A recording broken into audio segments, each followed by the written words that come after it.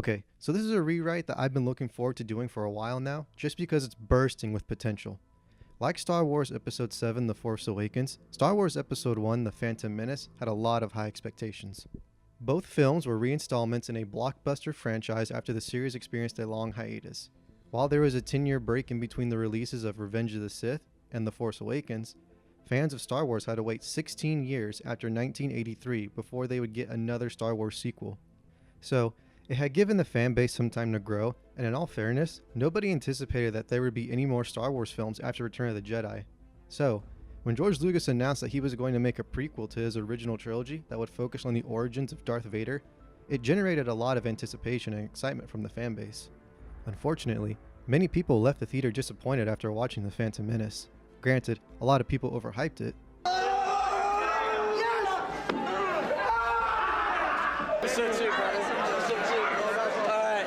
To this day, there are still people who treat Star Wars as a religious experience, and in my opinion, that's just absurd. Regardless of what it is you're excited about, whether it be a movie, a game, a house, a car, or a new phone, you're setting yourself up to be disappointed when you place such high standards on a material object.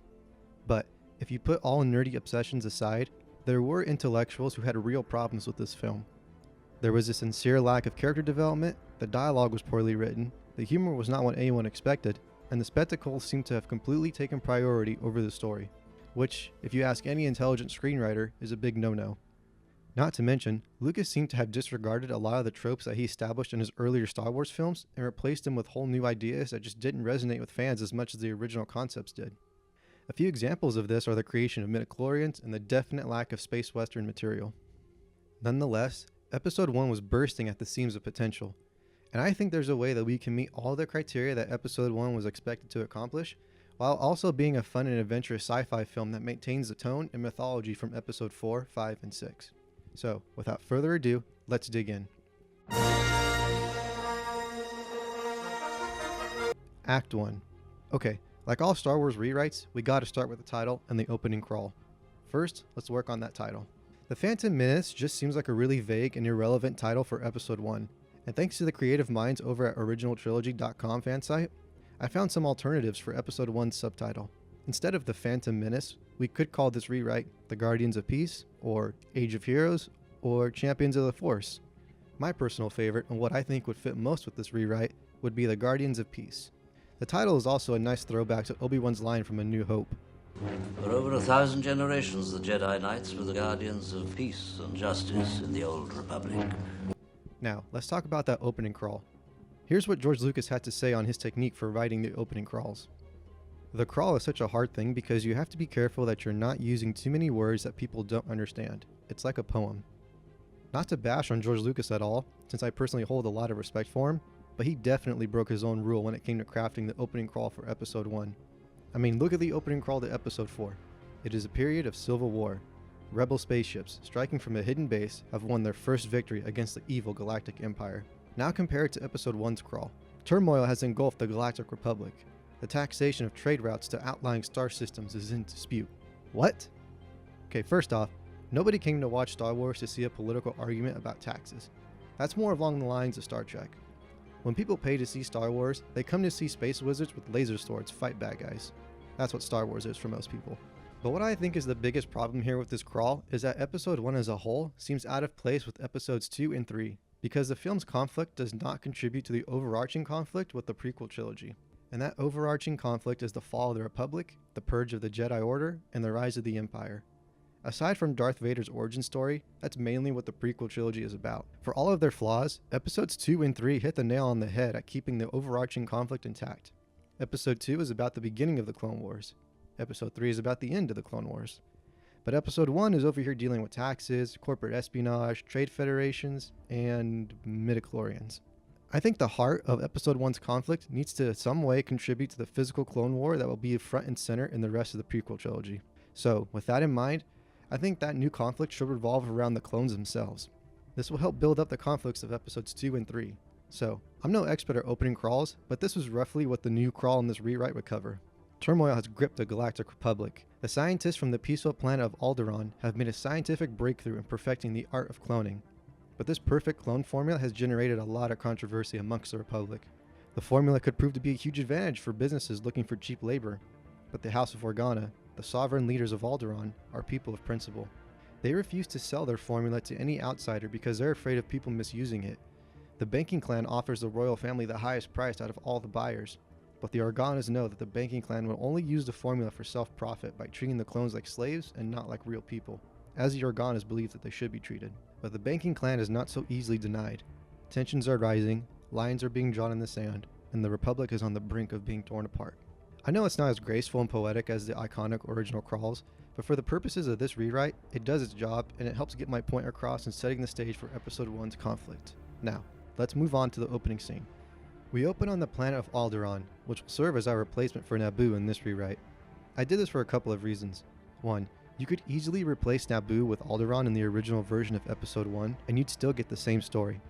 Aside from Gungans, Alderaan and Naboo seem to be the exact same planet. They're both peaceful worlds with gorgeous landscapes and beautiful people. 2. If you swap out Naboo for Alderaan, you get to see what Alderaan was like before it got destroyed in Episode 4. It's a world-building opportunity that helps flesh out previously established lore. Like author Brandon Sanderson said, it's much more emotionally satisfying for your audience if you have a small cast of characters that you get to know really well, as opposed to having a large cast of characters whom you barely get to know. The same can be said for world building whenever you are writing civilizations, races, and planets. If you spend too much time introducing new people and new places, you don't get a chance to spend quality time with any of them. Therefore, the audience isn't emotionally invested in your characters or in the stakes that your characters are facing. In the original version of The Phantom Menace, nobody cared about little Anakin. Nobody cared about Padme. Nobody cared about Jar Jar. Nobody even cared about Obi-Wan. Why? Because we didn't spend any time with them. We didn't watch them grow as characters at all. So, we're going to apply Sanderson's rule here to these rewrites, and rather than establish a whole new planet like Naboo as our setting, we're going to flesh out the previously established planet of Alderaan and delve deeper into its society and culture. So, above the planet Alderaan is a blockade of banking clan ships. On board the flagship is San Hill, the banking clan's chairman. He'll serve as our replacement for Viceroy Gunray in this rewrite.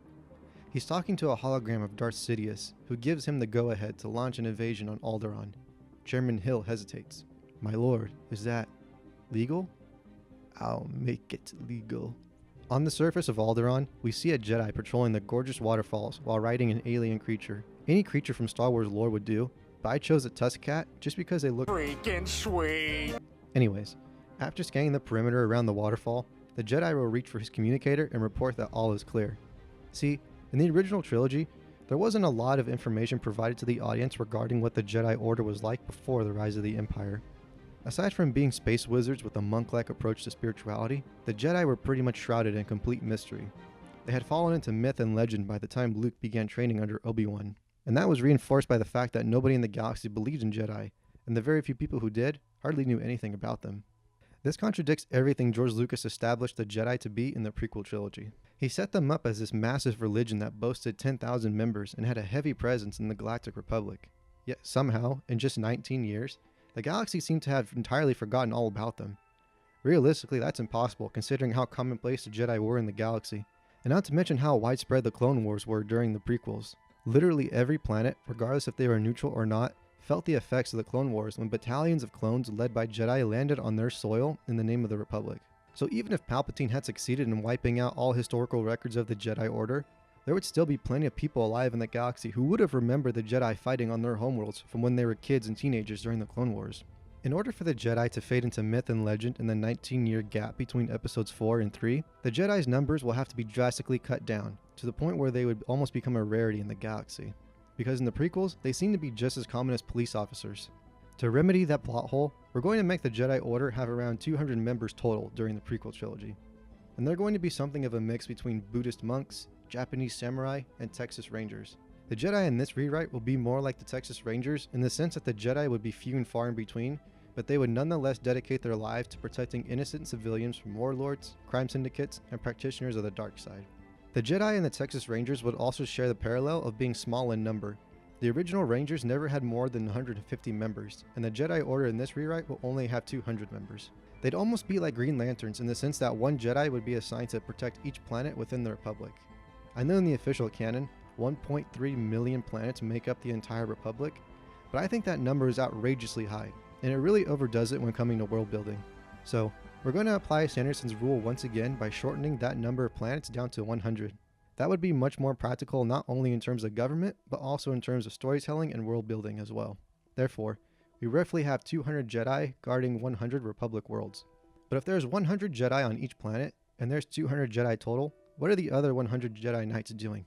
I imagine in some worlds where the population is extremely high, like on Alderaan or Coruscant, the Jedi Council would assign teams of Jedi to protect that planet. Each Jedi within the task force would have a district that they'd be in charge of patrolling. Like the Texas Rangers, the Jedi wouldn't get too involved in the day-to-day business of the locals. They'd mostly just keep an eye on them from a distance and maintain a quiet and isolated lifestyle so that they could focus on their duty to protect the planet and its people. They'd be the silent, watchful, and mysterious guardian angels of the galaxy. I feel like this helps reestablish that Wild West frontier vibe that the world of Star Wars had in the original trilogy, but was somehow lost in the prequel trilogy. That space western style of world building is one of the many reasons why audiences fell in love with the original trilogy, and it's also one of the many reasons why fans fell back in love with Star Wars through The Mandalorian. They both have that Wild West tone going for them, so I want to bring that back for the prequel trilogy in this rewrite. So, that Jedi patrolling the waterfalls that we mentioned earlier will be one of the 4 Jedi that the Council stationed on Alderaan. And this Jedi can be none other than Qui-Gon Jinn, whom I've reduced down to a really minor character for this rewrite. He'd still be played by Liam Neeson, but he'd pretty much be a celebrity cameo in this version of Episode 1. Qui-Gon will then ride his tusk cat across a snowy mountain range, and he'll pull out binoculars and study a mine off in the distance.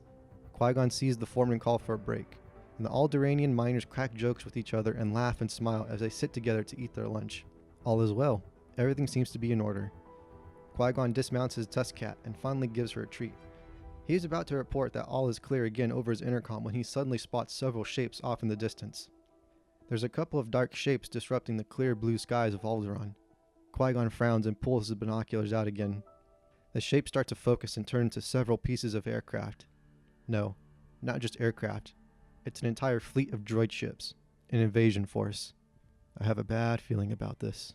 Qui-Gon quickly remounts his tusk cat and begins galloping down the mountainside, sounding the alarm over his intercom and calling all of the other Jedi to rendezvous with him at the nearest forest. We cut to the forest and see Qui-Gon arrive right around the same time as 3 other Jedi Knights, who are all riding either tusk cats or speeder bikes. Qui-Gon looks over at the assembled Jedi. We make our stand here. If we fall, Alderaan falls. We cannot let that happen. The banking clan ships land at the perimeter of the forest and begin dispersing hordes of battle droids. The droid army marches into the forest, while the tanks behind them start mowing down the trees.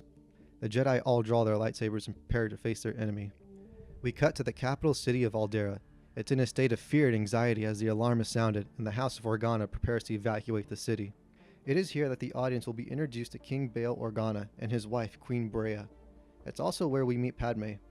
For this rewrite, I'm changing Padme from being the Queen of Naboo to being the biological daughter of Bail and Breha, making her the official princess of Alderaan.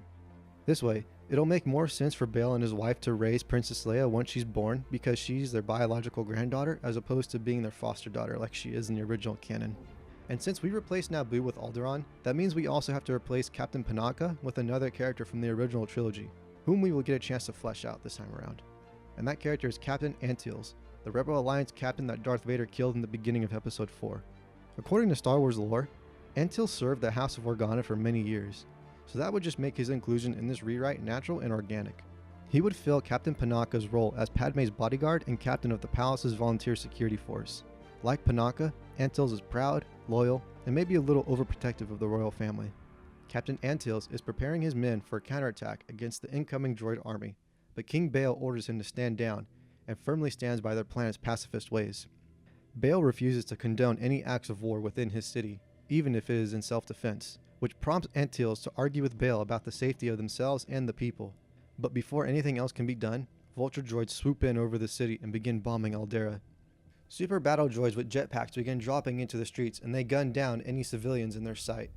Captain Antilles escorts the royal family to the hangar and tries to evacuate them out of the palace, but they're intercepted by Chairman Hill and his squad of droidicas, who smugly arrest them all. We now cut to Coruscant, the beating heart of all of the Republic. The Senate is in session, and the politicians are all bickering amongst each other over the news of the perfect clone formula and the morality behind cloning. When the other senators start to press the representatives of Alderaan about the issue, the senator of Alderaan, who in this rewrite will be C.O. Bibble, stands and addresses the Senate.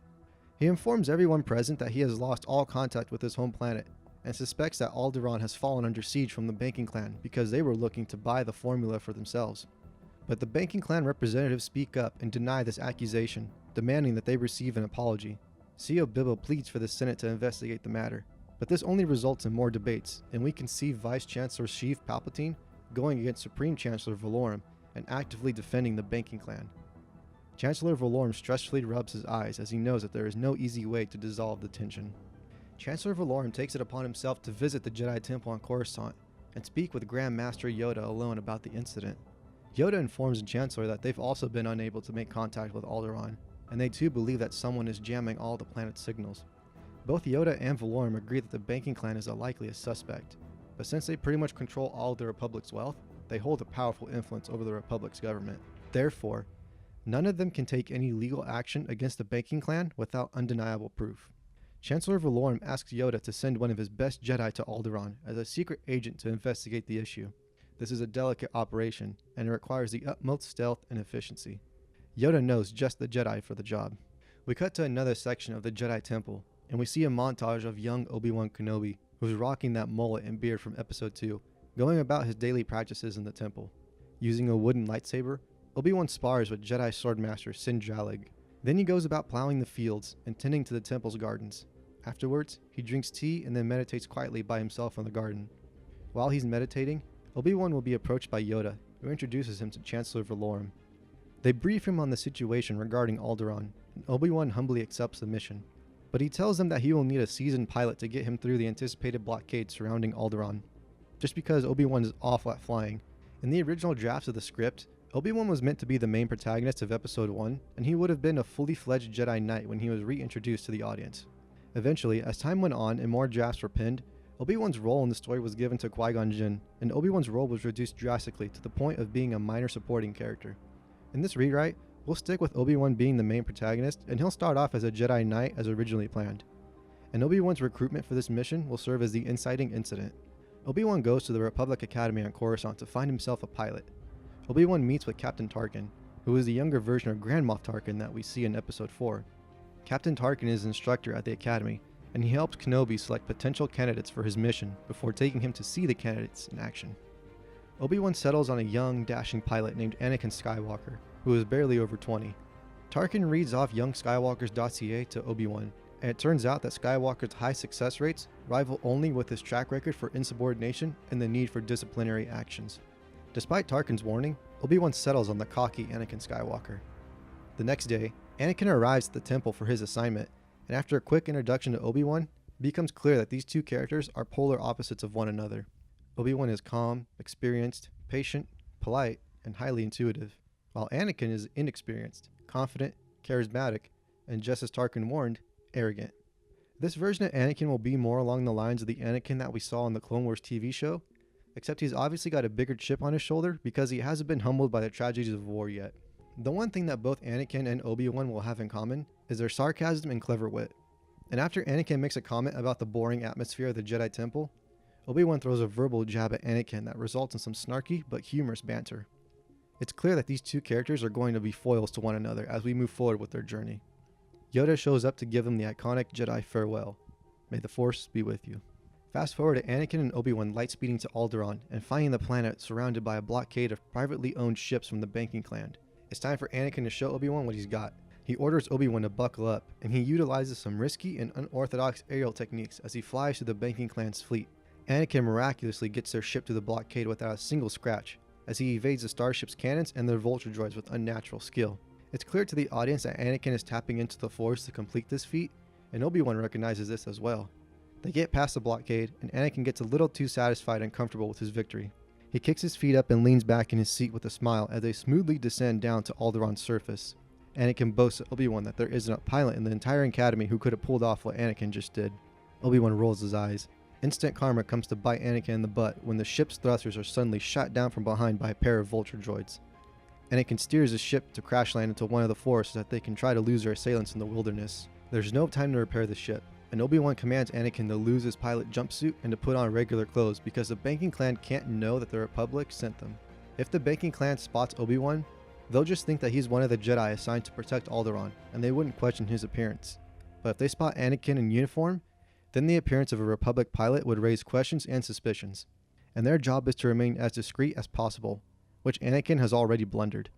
I figured Anakin's outfit could be something like this, since it's slightly reminiscent of Han Solo's costume, and that look fits this version of Anakin pretty well, just because he's the closest thing that we have to a roguish character in this rewrite.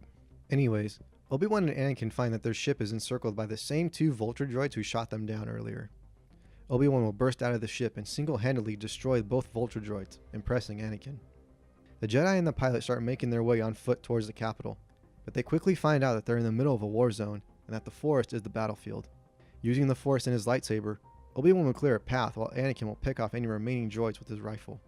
Once the area is clear, Obi-Wan will discover the site of a great battle, and he'll find the bodies of Master Qui-Gon along with his Tuscat and the rest of the Jedi that were part of his team. Whole platoons of dismembered battle droids, super battle droids, and droidicas surround the dead Jedi. There are too many disabled droids to count.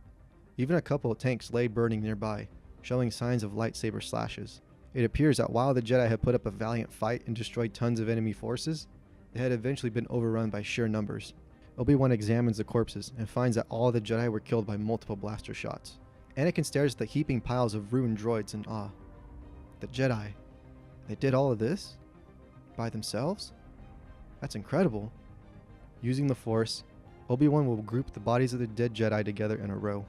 Obi-Wan will then strike up his lightsaber and closely hold the blade over the bodies until the heat from the lightsaber lights the deceased Jedi's robes on fire and it cremates them. After he burns each Jedi, Obi-Wan will recite a mantra from the Jedi Code. Emotion, yet peace. Ignorance, yet knowledge. Passion, yet serenity. Chaos, yet harmony. Finally, Obi-Wan comes to Qui-Gon's corpse, and he says, Death, yet the Force. May the Force be with you forever, my brothers and sisters. Obi-Wan finishes cremating his fallen colleagues when the sounds of fighting and yelling can be heard in the distance. Obi-Wan and Anakin follow the source of the commotion to find a group of outnumbered Gungans fending off a horde of battle droids. The droids are quickly picking off the Gungans one by one. Their leader orders a retreat, and even as they ride away on their Kadu, the Gungan soldiers are mercilessly shot down. By the time Obi-Wan and Anakin join in and the skirmish is ended, only the Gungan leader is left standing. It's Captain Tarpals. Captain Tarpals will replace Jar Jar Binks' role in this rewrite as a Gungan supporting character. For obvious reasons, Captain Tarpals' character is a much better fit for this more serious version of Episode 1, since he is a much more grounded and down-to-earth character than Jar Jar ever was. Since I removed Naboo from this rewrite, I decided to relocate the Gungan homeworld to Alderaan, just because I thought it would be really interesting to flesh out that distrust that the Gungans initially showed their human neighbors in the original version of Episode 1. In this rewrite, I want the Gungans and the people of Alderaan to share a tense and uneasy relationship that could explode at any moment. The source of this tension is the fact that the humans had hogged all of Alderaan's mines, where they harvest a mineral called synthstone. The people of Alderaan got rich off selling the synthstone, and they kept the wealth for themselves as they gradually drove the Gungans off their own land and forced them to relocate to other regions of Alderaan that weren't as bountiful or as prosperous as their original homeland. The relationship between the Gungans and the humans of Alderaan can be a metaphor for the historically tense chemistry between the Native Americans and American colonists. When Obi-Wan asks the appreciative Tarpals for directions to the city of Alderaan, Tarpals will offer his help to the Jedi as repayment for saving his life. He directs the Jedi to accompany him to his home, the underwater city of Otoa Gunga, where they can take a submarine and travel up the lake and reach Alderaan in half the time that it would take on foot. Obi-Wan and Anakin follow Tarpals to Otoa Gunga, the same way that Jar Jar leads Qui-Gon in the original film. Once they're in the city, the Gungan leader, Boss Nass, refuses to provide Obi-Wan and Anakin with any kind of transportation to Alderaan. This is due to the discrimination against his human neighbors. Nonetheless, Obi-Wan mind tricks Boss Nass into supplying them with the Bongo submarine. Impressed by the Jedi once again, Captain Tarpal steps forward and asks Big Boss Nass to grant him the permission of leaving Otoa Gunga so that he can stand with the Jedi against the foreign invaders. Boss Nass suspiciously asks Tarpals why he would want to help the Gungans of Alderaan. Tarpals answers that he doesn't care what happens to the humans. He just wants to have the once-in-a-lifetime chance of fighting alongside a Jedi Knight and gaining honor for the Gungans. Boss Nass agrees to this, and the trio take off in a submarine towards Alderaan City. While piloting the submarine, Anakin is fascinated with the Gungans' technology and equipment. He just assumed that based off the Gungans' primitive version of English, that they weren't a scientifically advanced culture. Tarpals is offended by this, and he bitterly responds that most of the Gungans' suffering stems from their ignorance of humans like closed-minded people of Alderaan. Intuitively, Anakin will dodge a Colo clawfish as it tries to snatch the submarine in its jaws. Tarpals will ask Anakin how he was able to predict the clawfish's ambush, and Anakin will respond that it was just instinct. Obi-Wan will correct Anakin and tell him that he used the Force to sense the danger around him. Obi-Wan mentions to Anakin that the Force is strong within him, and that is why he is such a great pilot. He unknowingly uses the Force to guide him through his obstacles. Anakin becomes curious about the Force, and Obi-Wan gives him a brief explanation on the subject. He hints at Anakin's potential at becoming a Jedi recruit, but warns him that the Jedi are humble and do not brag about their powers. Anakin shrugs and continues on driving the submarine as they approach Alderaan. Obi-Wan, Anakin, and Tarpals infiltrate Alderaan City to find it under total droid occupation. Once they're inside the palace, they find Chairman Hill walking down a hallway, and they jump him and pull him into an empty room. After interrogating him, the heroes learn that the royal family is being held hostage in a prison camp out on the grassy plains. They demand that Chairman Hill surrender the clone formula to them, but Hill reveals that he doesn't have it. He tells the infiltrators that the House of Organa successfully managed to delete the formula from all the palace's computers. Before they can get any more information out of him, Chairman Hill covertly sounds the alarm, and super battle droids pour in on the heroes. Obi-Wan force pushes Hill into the squad of oncoming droids, and he and his companions steal a land speeder from the palace's hangar, and they drive to the prison camps. Once they reach the camp, Obi-Wan orders Anakin to use his rifle as a sniper and take out the sentries while he and Tarpals infiltrate the camp to rescue the Organa family. The plan works well until a turret droid with heat vision detects intruders in the camp and raises the alarm. Anakin takes it upon himself to abandon his post, and he uses the land speeder to crash through the camp's walls and help support Obi-Wan. He soars towards one of the docked shuttles, running over several droids and knocking over some crates in the process. But Anakin is forced to abandon his speeder when he notices a pair of turret droids blocking his path, and they open fire on him. Anakin leaps out of the speeder right before it crashes into the turret droids and explodes. Anakin resorts to freeing some of the Alderaanian prisoners to help him overwhelm the droids, but he is sorely disappointed to find that the prisoners are terrified of the droids, and they refuse to revoke their pacifist ways, even if it is to save their own lives. Realizing that he's on his own, Anakin grumbles as he heads back out to face the droids.